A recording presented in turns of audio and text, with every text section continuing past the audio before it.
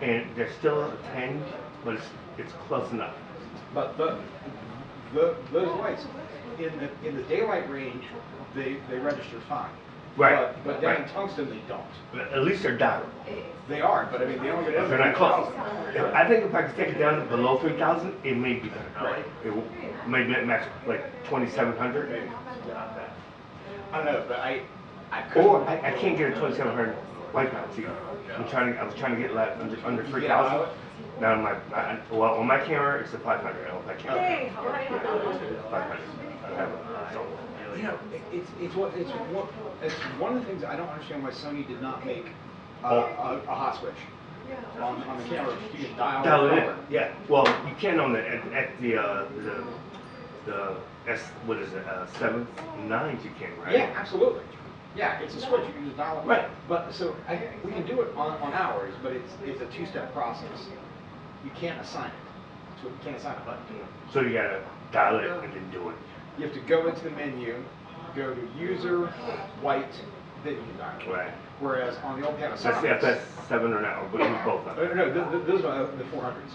Oh, the 400? Yeah, Okay. yeah, 400. You get there is no direct switch. Whereas on the old, even the old Panasonics, the 2000s, they had a switch. It was called APS or ABS something, and you could just color correct. You paint it right there. As you're shooting, you could dial the coloring. Yeah, but I don't think the 500 is. No, I don't think Sony's have that, but Oh, you have Panasonic? You have? the Panasonic I had at Channel 5. Oh, okay. Okay. And, yeah, and it's an assignable. It's a software thing. Okay. I don't know why they don't do that. Yeah, I mean, I'm not gonna wait around. Because nobody asked. Something else. probably. Because if no one made them think it brought it to their attention, it could be a problem. And it gets. Huh? Anyway, but What? Do it again. Hey, dude. Starts in like. I dialed mine in as close as I could dial it in. All right. I mean, I understand, dude. We're like, well, maybe we'll just be a little chill. hey, Hey, Mike. don't worry about Oh, listening. what's going on, You know man. what I have? This This whole. Christmas tree. You remember Dan? There it is. Oh, dude, I follow him on Facebook. He's like Panama Jacks. What's the St. Thomas. Is he living in the Caribbean now? Yeah, he said he's living there. That's what I can still hear him. And then I asked him, you know, while he was here, he collected giraffes. Oh, I saw that last. I saw the last one on Facebook. Yeah.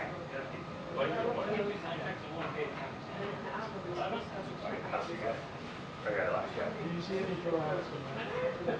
Not her. Giraffes, he had this thing for giraffes. And Halo. Yeah, I don't remember the Halo. Yeah, I remember his pictures of them. It might be idiot, Mike.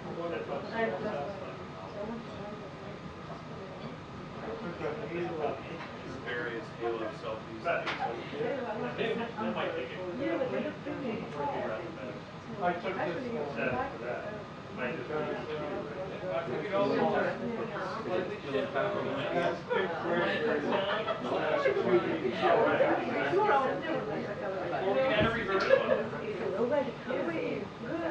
This new pudding, we're gonna shake shit up a bit. Let's put a reverb on it.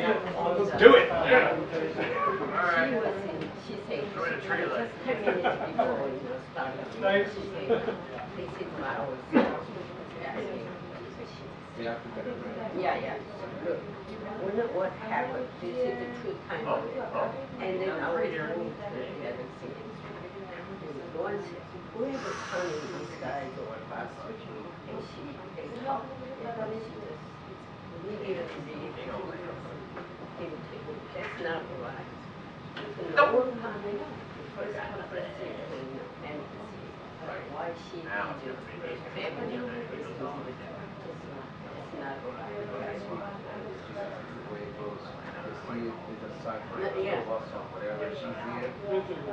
Yeah.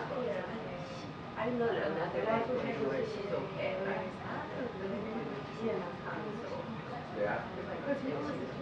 She doesn't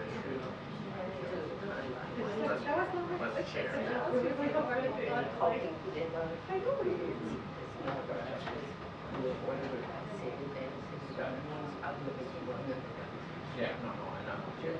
Right? Yeah, please, let her know over there. I will. I will talk to her about that. All right, thank you. I know she was sick. Hey, John. Jenny. Hey, long time no see you. I know. I've been a lot of Japan? places. Japan. Oh, wow. John, is good to see you, sir. Univision, yeah, this is good. I'm going to Buenos Aires next week.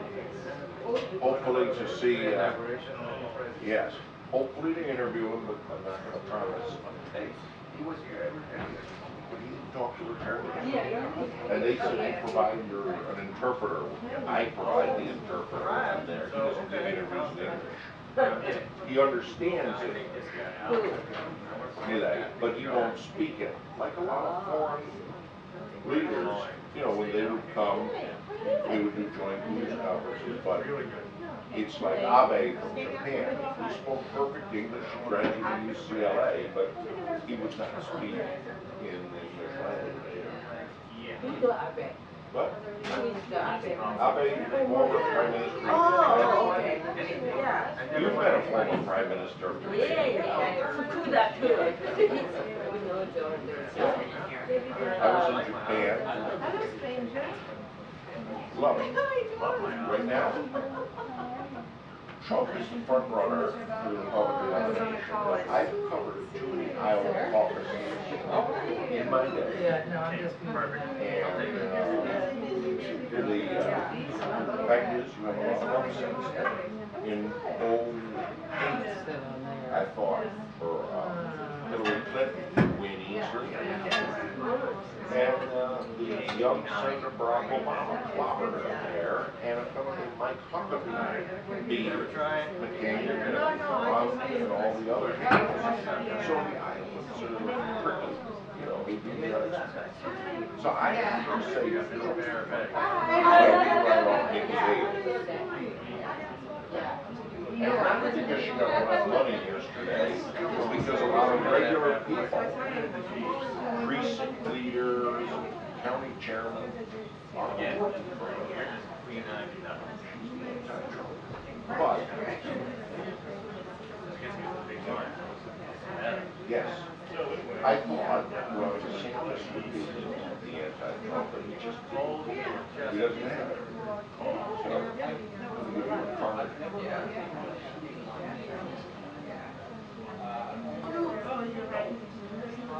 I'm going over to you.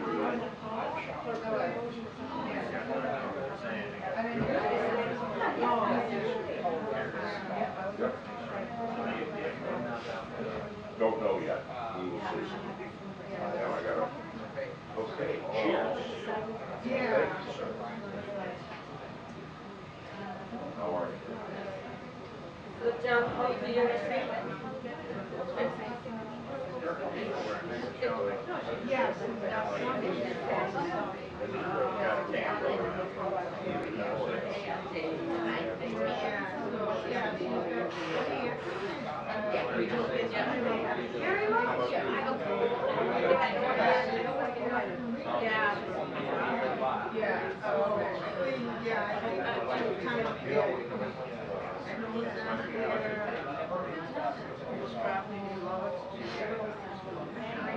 Well, it's our very, very thank you.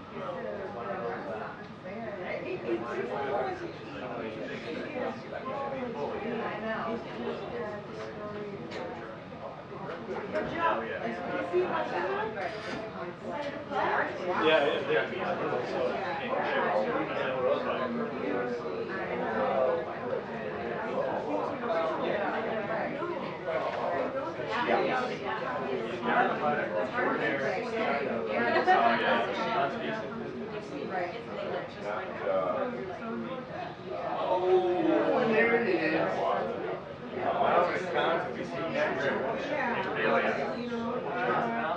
Slip out here. You might have liked me. Sorry, I'm not. Can I get anyone something to drink? No, good. See what I can do.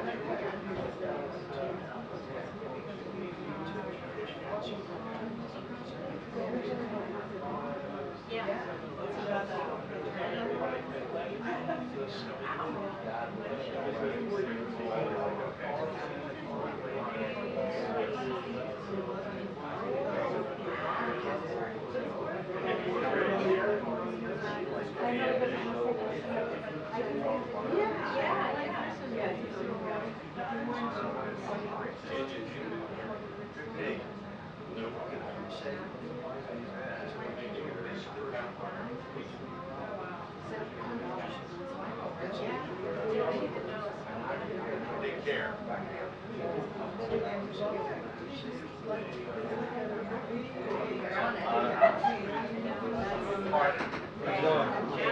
Yeah, so much. Thanks, my friend. And I don't get none of it. Yeah.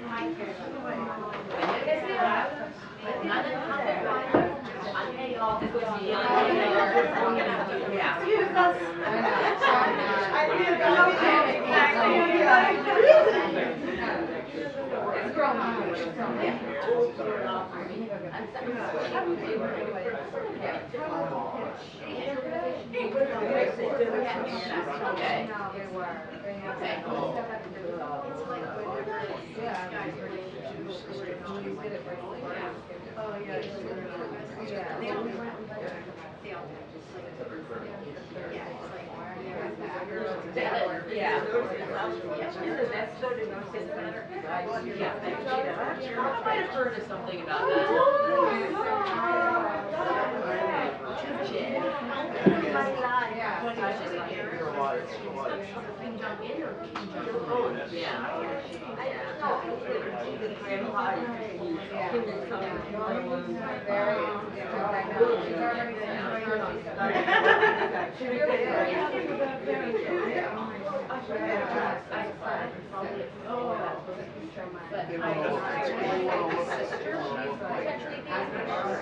She's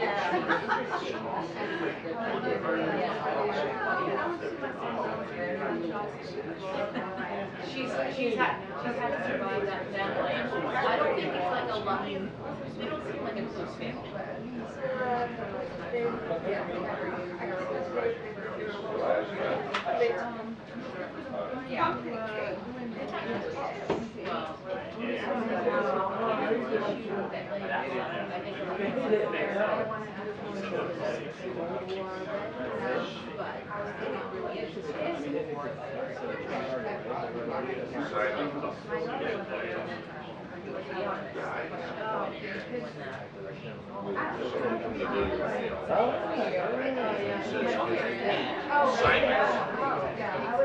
Wow, ooh, that card. It does look very thank you.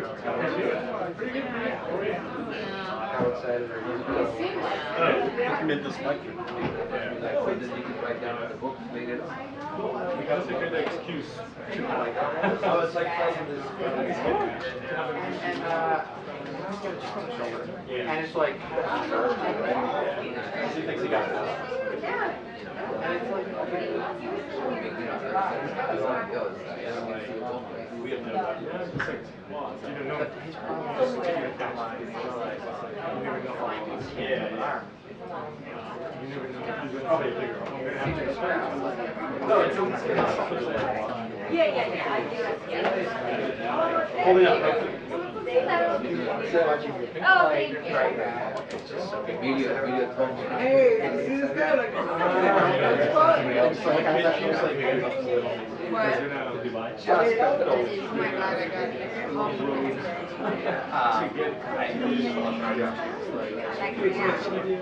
And also, I was well, no, actually, they were saying, oh, never mind. That's not like just like a school play. Well, you know, and I said, can I go? I said, no. We rushed the access to go. Oh. This new wife. First one, like, last one was last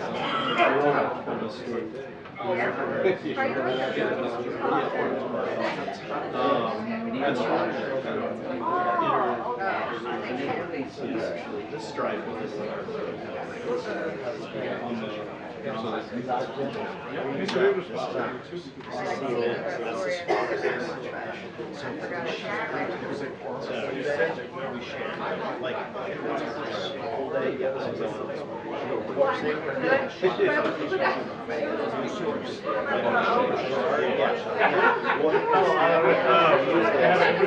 they wanted to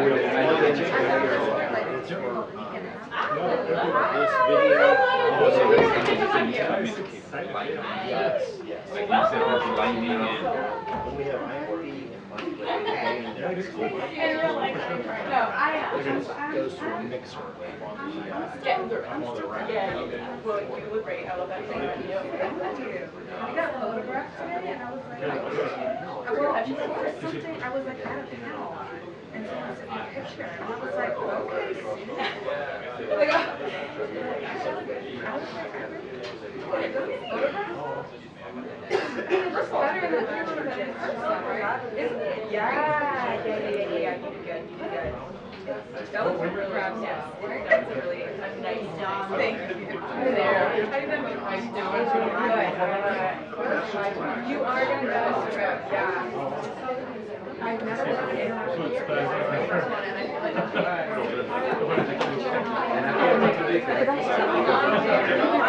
something at the top about the fancy podiums.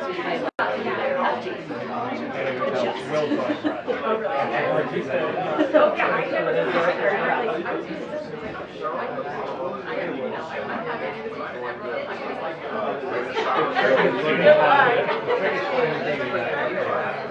I know, that's what it is. I gotta like pack a company list, and then you also gotta pack your work clothes, and you also pack the company list. Like,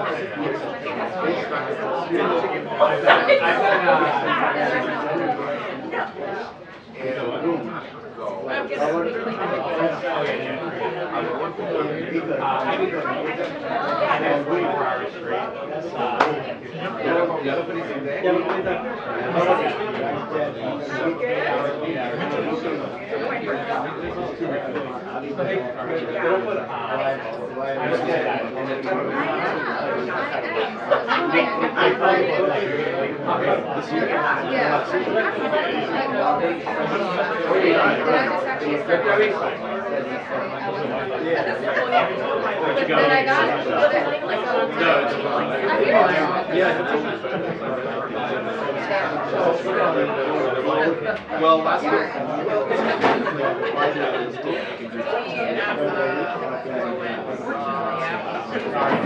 Yeah, it's people though. I don't think I'll see it. I think I will see it, but I'm not really sure.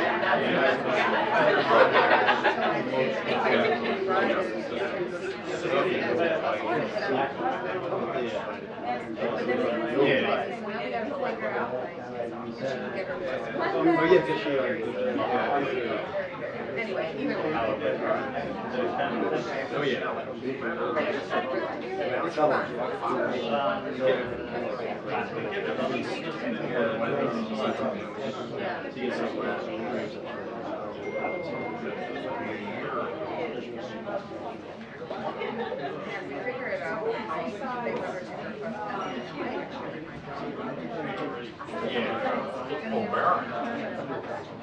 Oh, yeah. I was at a parade. A lot of people bring no, the first one was a few others weren't. Otherwise,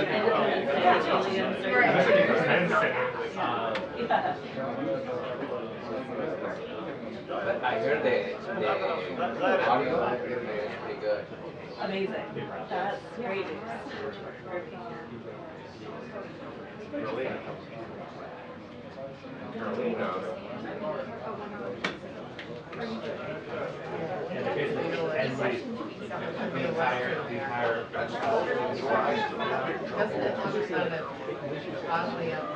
By the way, last night,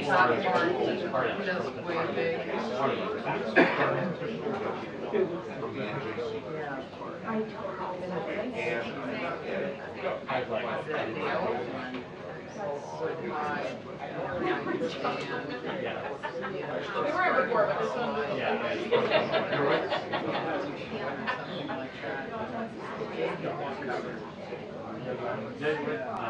I would not work.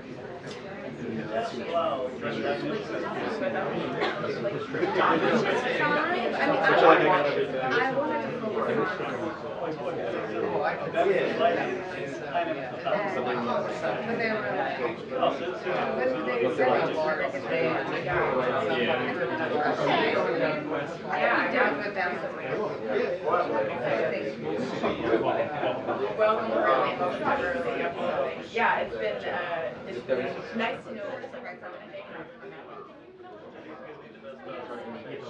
No, it feels a little more settled. Yeah. Move my things into the Well, I mean, it's not that I'm on my front. Are you like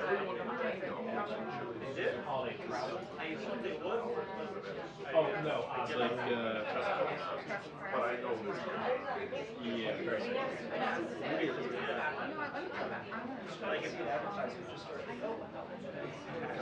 Are you? Am I left? No, I was actually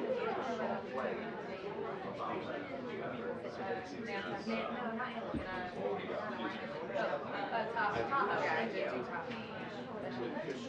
It was long.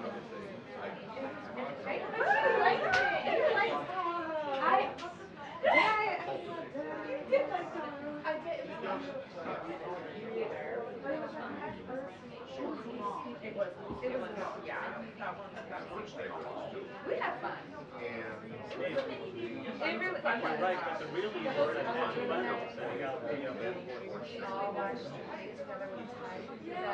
There is. How are you?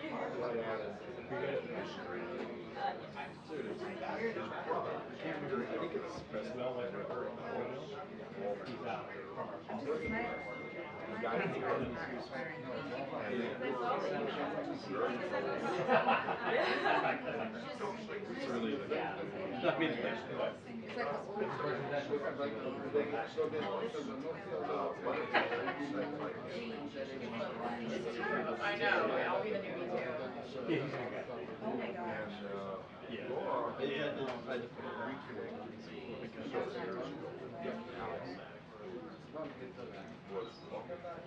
Może ta makina tam This is all inside. wuje program, ja każdy ma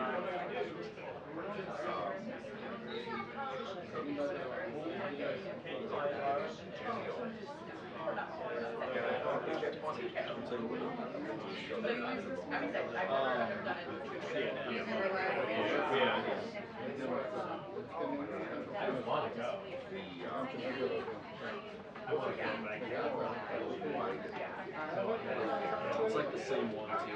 Last thing else we're going. Didn't work. There might be compressors. No, it's for smart. Avengers just Kiedy obserwował była spotkania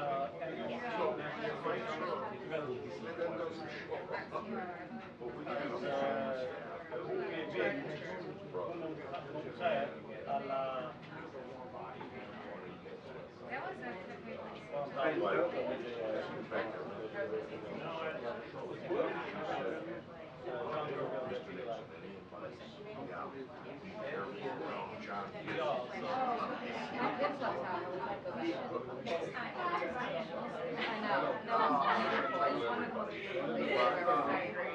That's the only good thing on the channel is that right now is like, yeah.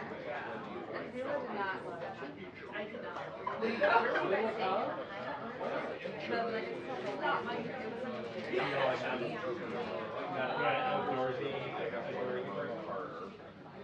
And the editors just getting this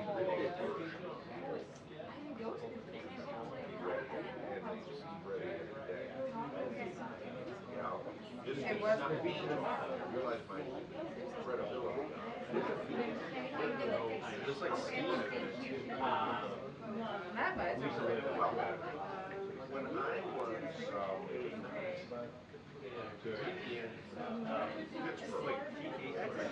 Melissa was my guest Wait, we flying here.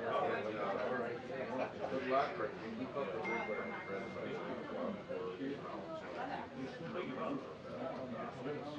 This is anyway.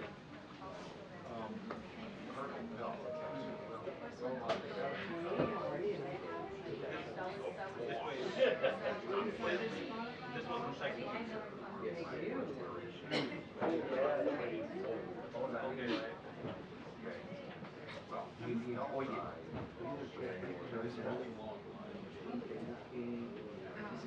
Yeah, like, well, I said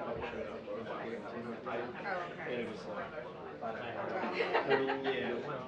yeah, but that was the Crap, crispy here.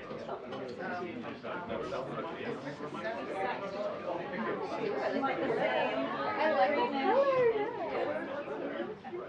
And I get the memo on where it's. Sorry. Missed out, missed out.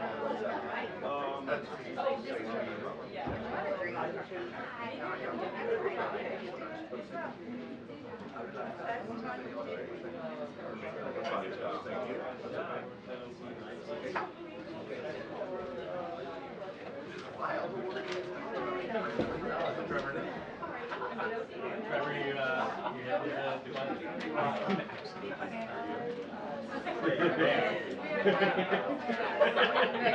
really for like a whole weekend?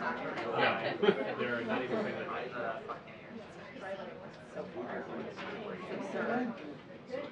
It was like Yeah. a hot second. I thought it was bad. I like watching 2 days.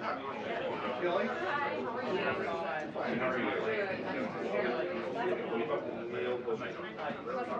One of my colleagues.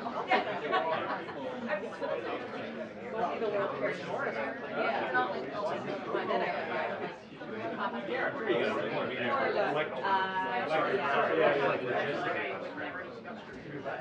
Logistics. Yeah, I can set foot on the ground. And,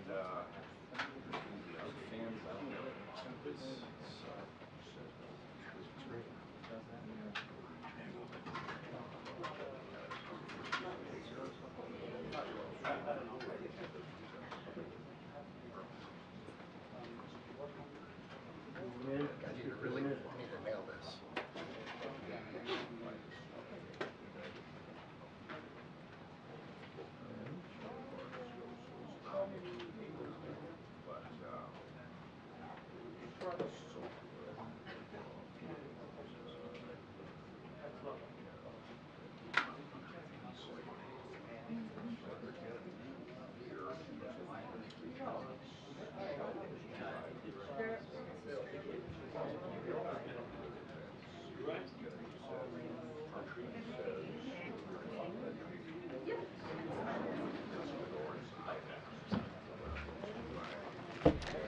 Hi, good afternoon, everyone. Happy Thursday? Question mark. So today I am honored to speak to you from our brand new press toast lectern. Yay, yay. And I'm proud to name the lectern in honor of Alice Dunnigan and Ethel Payne, the first 2 Black women in White House Press Corps, in addition to the annual White House Correspondents Association Award in their name. We are excited to help remember their service to the American public in this way. The Dunnigan-Payne lectern and its accompanying seal were designed over the last year, and they replaced the previous lectern, which had been used in our briefing room since 2007. The previous lectern will be preserved. I'm sure many of you were wondering what was going to happen to the previous lectern, so it's going to be preserved. Now, this lectern, a blend of modernity and tradition, is meant to embody the essence of our country's stature, built using a harmonious combination of metal and black walnut, as you can see. The metal speaks to the resilience and strength of our nation, while the black walnut represents the rich history and the deep-rooted foundations upon which this country stands. The blue paint signifies vigilance, perseverance, and justice. Every member of this team, consisting of Army, Navy, and the civilians, brought unique expertise and skills to the project, and we are deeply grateful for their work and this new addition to our shared space. So, welcome to the lectern here. All right, today here in the James S. Brady Press Briefing Room, I want to take a moment and recognize the 30th anniversary of the Brady Handgun Prevention Act. In 1981, one of my predecessors, Press Secretary James Brady, was left paralyzed after an assassination attempt on President Reagan. In 1993, the Brady Bill, which James Brady advocated for, and which President Biden worked to pass as then chairman of the Senate Judiciary Committee, created the background check system that we have today. According to the Department of Justice, this system has denied over 4.4 million applications and prevented guns from getting into the hands of domestic abusers and people with felony records.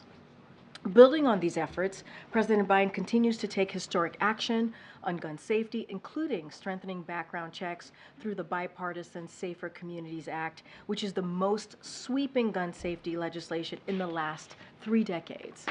Specifically, the law enhances background checks for people under 21, and a proposed rule implementing the law would close the gun show and internet loophole. President Biden has also taken more meaningful executive action than any other president to make our schools, our churches, grocery stores, and our communities safer. We're also encouraged to see 20 states step up to pass laws to expand background checks to cover private sales, including most recently in Minnesota and also in Michigan. But we can't do it alone. Congress must fully fund the FBI and ATF, who administers the system, and act to establish universal background checks, pass a national red flag law, ban assault weapons, invest in proven solutions, and more. Now turning to the economy, today and yesterday we got more good news on the economy as inflation continues to fall and the economy continues to grow. Today, annual inflation fell to its lowest level in more than 2.5 years, and monthly inflation was zero. Again, zero. Gas prices are down by $1.77 from their peak after Putin's war. Prices for eggs, milks are down over the last year.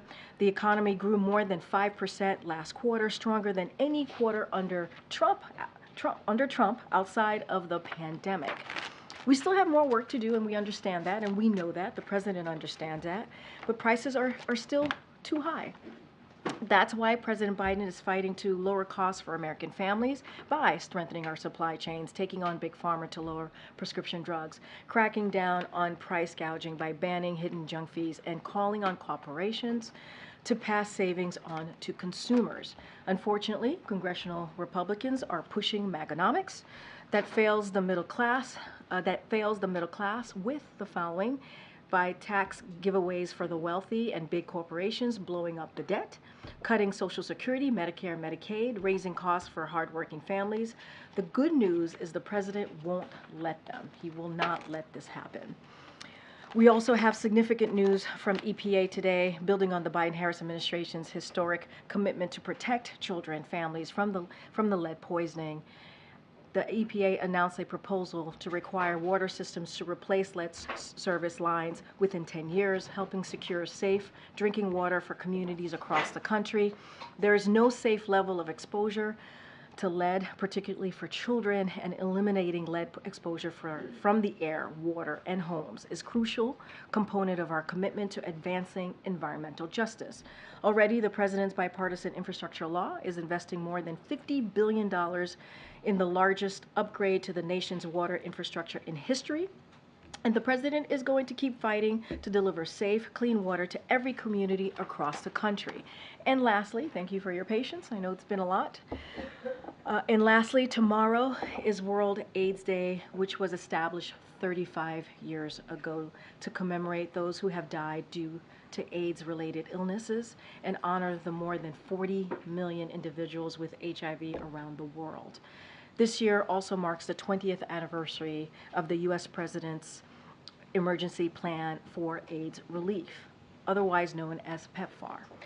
When the program was announced by President George W. Bush in 2003, an AIDS diagnosis was a death sentence, and only 50,000 of the more than 4 million people across sub-Saharan Africa in need of antiretroviral treatment for HIV were receiving it.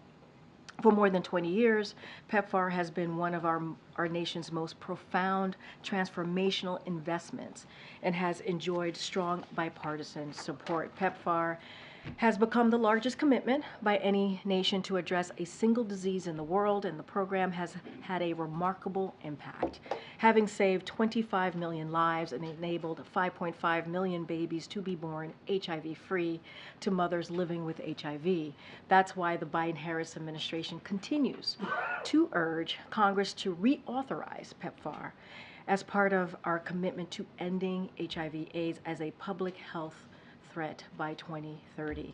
Domestically, the updated National HIV/AIDS Strategy, which was released by President Biden on World AIDS Day back in 2021, continues to provide a roadmap for the nation to accelerate our efforts to end the HIV epidemic in the U.S. by 2030 and increase the number of people in care and on pre-ep.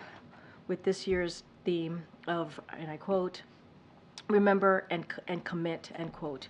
We remember those we lost we lost 2 AIDS-related illnesses, emphasize the urgency of our collective commitment to end the HIV epidemic and recognize the courage and passion that has been essential to the progress we have made so far. Thank you all for your patience. I know that was a lot.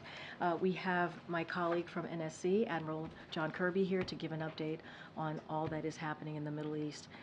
John? Thanks, Karine. Were you dozing off? Was I that long and boring? No, it was I was like, fascinating. you seemed shocked. No. It was gripping. Thanks, everybody. Unfortunately, I'm going to submit you to a few different topics, too. I'll try to get through it as quickly as I can. Obviously, first thing I want to talk about is what's going on in the Middle East and this extension of a deal now for a 7th full day. The humanitarian pause now over the first 6 days has seen more than 100 hostages released and returned to their families, and a significant surge in humanitarian assistance into Gaza, several hundred trucks over the last week, which is important. Again, we all recognize more needs to be done, more needs to get in, but we shouldn't discount the incredible work that has been done on the ground to get more food, water, medicine, and even fuel to the people of Gaza over the last week. And so we're going to continue our efforts with Israel, with Qatar, obviously with Egypt, to support and extend this pause as much as we can and to help secure the release of all the hostages held by Hamas terrorists. I know one of the first questions I'm going to get is, what are the chances of an extension? And I just can't tell you that right now, except to tell you that we're working at it literally by the hour to see if we can get this 7th day turned into an 8th and 9th and 10th and beyond. But all I can do is tell you where we are right now, and we're glad that we got a 7th day out of this. The IDF, the Israeli Defense Forces, have noted that at least at the time that I came out here, 2 hostages had made their way back. I don't know if there'll be more. We certainly hope there'll be more, but again, we're working on this by the hour. And then I think we've all seen the terrible news coming out of Jerusalem, a deadly shooting attack there where at least 3 people were killed. Hamas has claimed credit. We obviously condemn this terrorist attack, this heinous violence. Just another example of the kind of threat that the Israeli people and the Israeli nation are under by Hamas. So we certainly extend our condolences and thoughts and prayers to all those affected and the family members that are now grieving, additional family members that are now grieving. I want to switch, if I could, to Russia and Ukraine. Last winter, Russia sought to destroy Ukraine's critical infrastructure, the energy infrastructure, and to deprive the Ukrainian people of access to heat and electricity at the coldest time of the year. Russia tried to break the will of the Ukrainian people, but of course it failed. As we head into yet another winter, we expect that Russia will return to this cruel tactic and again try to pursue a campaign to destroy Ukraine's critical energy infrastructure. In just the last couple of days, we've seen some airstrikes taken by the Russians that seem to be going after the kind of defensive systems that the Ukrainians have in place to protect their energy infrastructure. And again, over the weekend, they launched a major drone attack against Kyiv and elsewhere. We view this as a strike of a sign of what's to come. For many months, we've been working aggressively with our Ukrainian partners to prepare for this contingency. And as you will all recall, it was a major topic of discussion when President Zelensky visited the White House last September. And ahead of this winter, President Biden and National Security Advisor Sullivan directed the United States government to prioritize these efforts, just as we did last year. So, we've been focused on driving forward 3 key lines of effort. First, we've been strengthening Ukraine's air defensive capabilities so that they can shoot down Russian missiles and their Iranian drones targeting critical infrastructure. That's why we provided Ukraine even recently, in recent packages now, with Patriot batteries, Hawk and Avenger air defense systems, counter unmanned air systems equipment, and other critical air defense assets. Second, we've been helping Ukraine harden their critical energy infrastructure. We provided them with extensive amounts of defensive protection equipment, including wire mesh, rebar, and HESCO barriers to protect critical infrastructure. And our experts at DoD and at the Department of Energy and the U.S. Agency for International Development have all been advising Ukrainian officials on how to use this equipment most effectively. And third, we've been providing Ukraine with backup equipment and supplies, including high-voltage auto transformers, industrial-sized gas generators, and mobile off-grid equipment to add resiliency and prevent people from losing heat and electricity if Russia's strikes get through and are successful. We're pursuing these lines of effort in coordination with our allies and our partners. President has been leading a coalition of more than 50 countries to provide Ukraine with the security assistance it needs, including additional, as I said, Patriot batteries, SAMP-T systems, and hundreds of air defense missiles. Last winter, we stood up the G7 Plus Energy Coordination Group, which we continue to lead and convene on a regular basis. Through this forum and others, our allies and partners have provided Ukraine with energy equipment and backup supplies, as I said, including power generation equipment, transmission infrastructure, and further passive protection. This is no easy task, none of this.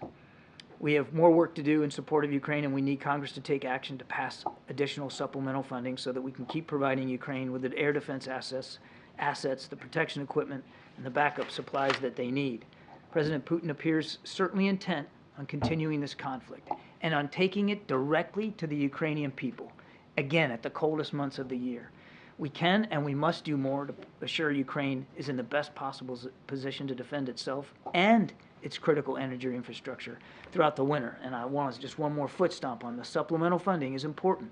We didn't pull those figures out of thin air. We need that funding. We continue to urge Congress to pass that supplemental as soon as possible. Again, as I said before many times, the runway's getting shorter. And we think we got till, about the end of the year before it gets really, really hard to continue to support Ukraine. And the end of the year is coming soon. Now, just real quickly on Angola.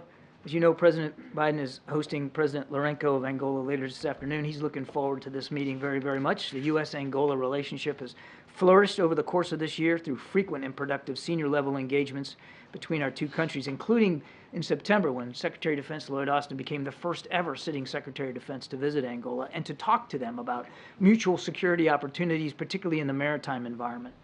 President Biden looks forward to capping off a historic year in this bilateral relationship by discussing all of the things that we can do with President Lourenço to strengthen our cooperation and our relationship with Angola, not just in the security environment, but economically, diplomatically as well. They're a strategic partner and a growing global voice on issues of peace and security. We're particularly grateful to Angola for its very principled stand on the conflict in Ukraine and the role that President Lourenço is playing to advance solutions to conflicts elsewhere on the continent.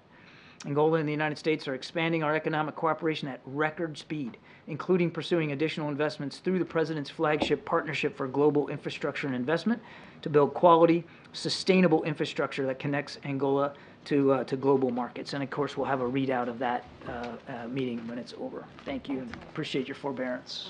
Thank you, Admiral. So the U.S. administration has been clear that they've asked Israel to be more targeted in its military operations in southern Gaza, but Israel has vowed to resume this fighting with full force when it starts again. So what has the president specifically told Netanyahu, and how much daylight is there between what the president wants and what Israel wants? So obviously we continue to believe that Israel has the right and responsibility to go after Hamas. They have said, they have spoken for their military campaign, and they have said very clearly that that when these pauses are over, they intend to go back at it. And as they make that decision, they'll continue to find support from the United States in terms of the tools and capabilities, the weapon systems that they need, as well as the advice and the perspectives that we can offer in terms of urban warfare. No nation should have to stand for what Israel had to experience on the 7th of October. So I won't speak for their operations, and I'm certainly not going to get into private conversations that the president has had with the prime minister, but he has been clear publicly and certainly in his discussions with the war cabinet that they will continue to have United States support as they go after these terrorists. And again, just look at what happened today in Jerusalem. I mean, if anybody's guessing and wondering whether Hamas still has murderous intentions against the Israeli people, just look at what happened in Jerusalem today. You mentioned before that the U.S. believes there are 2 American women held. One has been released. So does that mean there's 1 American woman left being held? And what do we know about her conditions? Do we think she could be released soon? I wish I had good answers for those questions. Unfortunately, we don't know. We do believe that there's that of the unaccounted for Americans, that we believe there's 1 other woman that's unaccounted for, and that we had believed was taken hostage. So we were hoping to see 2 women and, of course, little Abigail come out over the last week. We're certainly grateful that we've now gotten 6 Americans out, but I don't have additional information on this individual or where she might be or what her condition is. I just don't know. The U.S. believe that Hamas does not know where all the hostages are, or is that just something they're propagating the U.S. believes in order to delay this? I can't say with certainty what Hamas knows or doesn't know. They launched these attacks on the 7th of October with two purposes, one to kill, the other to take hostage. And they did that to a fairly well. We do think that there are some other groups other than Hamas that might be holding hostages. But that's not to say that Hamas doesn't have visibility on that or doesn't have a way to find out about it. So the onus is really on Hamas as this deal progresses today to identify, locate, and secure these hostages and get them to the Red Cross so that they can get to safety. But I couldn't speak with great certainty about exactly what Hamas knows and doesn't know. Thanks. The administration officials said yesterday that there is an effort to encourage the Israelis in this southern Gaza operation to kind of narrow the target, make sure that civilians have a clear idea of where they can seek refuge. Is there a concern that that might give a heads up to Hamas as well so that they can reposition as well and seek refuge? Well, there's a couple of things there, Trevor. First of all, I certainly won't speak for the Israeli military or what their plans and strategies are. I mean, they have a right to operational security in terms of what they're going to do, when they're going to do it, and how they're going to do it. So obviously, we certainly don't want to say anything from the podium or publicly that would put their operational security at risk. Secondly, we have been very consistent and clear with our Israeli counterparts that we do not support a move to the south unless or until they have adequately accounted for the protection of innocent human life, civilian life, in southern Gaza, with the understanding that there's a whole heck of a lot more innocent civilians in southern Gaza than there were a week or two ago, because the Israelis opened up corridors for them to move south. So I won't get too far ahead of operations, but what we want to see and what we're urging our Israeli counterparts to do is to make sure that there's a proper accounting for that, that there is appropriate safety measures put in place so that these additional now hundreds of thousands of civilians are not put at greater harm's way than they already are right now. The father of an American hostage that was released from Gaza said that he was invited to the White House to come speak with Biden in person. Do you have a date as set as far as when that's going to take place? No, sir. And then finally, I was wondering if you have any reaction to the death of Henry Kissinger and any explanation of how he has shaped this administration's foreign policy. I know he's been consulted by Jake Sullivan and Tony Blinken and others. Yeah, well, obviously our condolences go to his entire family over this loss, to his wife Nancy and to everybody else in his family, of course. It's a huge loss. This was a man who, whether you agree with him or not, whether you hold the same views or not, he served in World War II, served his country bravely in uniform, and for decades afterward, which I think we can all be grateful for and appreciate, just the public service. And again, whether you saw eye to eye with him on every issue, there's no question that he shaped foreign policy decisions for decades, and he certainly had an impact on America's role in the world. And so again, our deepest condolences go to the family. Karine, John, thank you. Just to follow up on that, is there a reason why the administration hasn't issued any formal statement from the president or this White House with regard to his... I wouldn't read anything into that just yet. Okay. And then on the president's comments about conditional aid to Israel, I wanted to follow up because he suggested that if conditions had been in place, the progress that we have seen so far might not have happened. So of all the proposed conditions, can you explain how they would hinder efforts, whether it's, reducing the level of civilian casualties or making sure U.S. weapons are used within humanitarian law? How would any of the proposed conditions slow down or prevent the progress that has been made? Well, rather than speak to these proposed conditions, let me just take a step back and again, reorient the discussion here. Israel was attacked on the 7th of October in the most heinous way. The president's been clear, we're going to continue to support their ability to eliminate that threat, the continued threat that Hamas still poses. At the same time, as we have done that since the early hours, we've been urging our Israeli counterparts to act with as much precision and care and deliberateness as they can in their targeting. Now, again, I'm not discounting the fact that many thousands of innocent people have been killed, many thousands more injured, and hundreds of thousands displaced internally in the country, in Gaza, Gaza.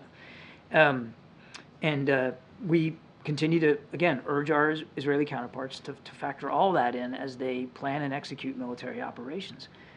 And as a result of, and this is what the president was talking about, as a result of our engagement with our Israeli counterparts, we have seen results. I mean, now a week-long pause. At the beginning of this, the idea of a pause was unthinkable to our Israeli counterparts.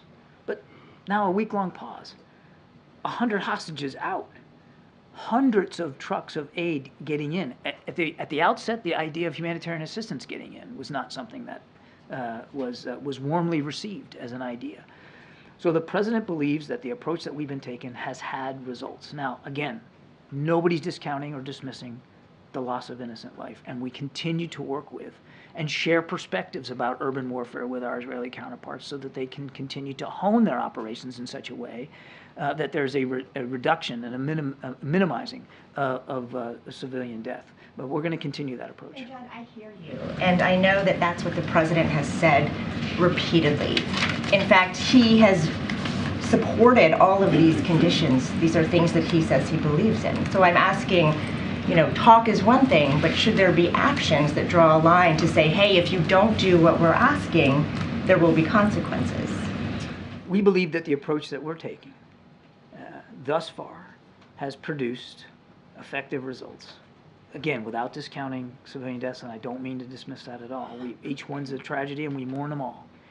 But the approach that we're taking thus far is having results, and it has actually had a practical effect on the way our Israeli counterparts have prosecuted these operations. I mean, just look at, for instance, the ground incursion into Gaza. I mean, without getting into too much detail, I tell you, we shared with them our own experience in that kind of urban warfare in places like Fallujah and in places like Mosul. And we sent over military advisors and experts to talk to them about some of those lessons learned. And I can tell you they were receptive to those lessons learned. And it did affect, again, I don't think I'm giving anything away for the Israeli military, but it did affect the way they ultimately chose to go into Gaza. So I would just say we're gonna keep at that. So we're running out of time. I'm sorry. So we gotta go really quickly, Chris. And we gotta go to the back too. What impact has the shooting the Hamas taking credit for in Jerusalem had on the efforts to extend the humanitarian pauses? And is the U.S. goal to turn these pauses into a more permanent ceasefire? Is that the overall trend line that the U.S. is going for? I don't know and no. So I don't know. I don't think there's been. I don't think there's been any effect. Not that I've heard or seen effect on the deal, extending the deal by the violence in Jerusalem. I've seen nothing that indicates an effect on that. And again, we do not support a permanent ceasefire at this time. We do support the idea of humanitarian pauses, and we would love to see, as I said at the outset, we want to see this 7-day pause turn into 8, 9, 10, and beyond. But ultimately, that's going to take Israel and Hamas to agree to the parameters of extending that deal. But in the United States, they'll continue to find an advocate for extension. And how is the alleged plot by an Indian government official to assassinate somebody on U.S. soil, how has that affected U.S.-Indian relations, given that, the president recently hosted Modi for a state dinner, relations have been trying to improve, tighten those relations. What impact does that plot have? Remind you, the state dinner happened before we knew about this. And I want to be careful here that I don't get ahead of the Department of Justice and talk about an ongoing investigation. I would just say two things. India remains a strategic partner, and we're going to continue to work to improve and strengthen that strategic partnership with India. At the same time, we take this very seriously. These allegations and this investigation, take it very seriously. And we're glad to see that the Indians are too, by announcing their own efforts to investigate this. And we've been clear that we want to see anybody held, that's responsible for these alleged crimes to be held properly accountable. Thank you. On Venezuela, I wanted to ask about today is the deadline that the administration set for the Venezuelan government to make progress on certain things. One of them lifting the public bans of political opposition leaders who cannot run in elections, start the process to release wrongfully detained Americans. So my question is, have you seen any progress, and is the U.S. prepared to reimpose sanctions, which was the consequence of not seeing progress on this? I haven't seen any progress yet. There's 8 hours left in the day, so we'll see what the Venezuelans decide to do, and I won't get ahead of decisions about sanctions one way or the other going forward. Thank you. I have a few questions about Angola. As you know, this exciting libido corridor runs through a part of the DRC that's been embroiled in secessionist, violent conflict since 1960. Can the libido corridor work without peace in that region? And then to that point, how is the White House supporting President Lorenzo in his work as AU peace envoy to bring about peace? And then also, how is the administration engaging bilaterally? You know, I'm on a time clock here. This is the second to last one. Sorry. I should write these down. The administration engaging bilaterally and multilaterally with Great Lakes leaders to bring about peace. And then finally, what's the president's message to President Lorenzo about his country's poor human rights track record?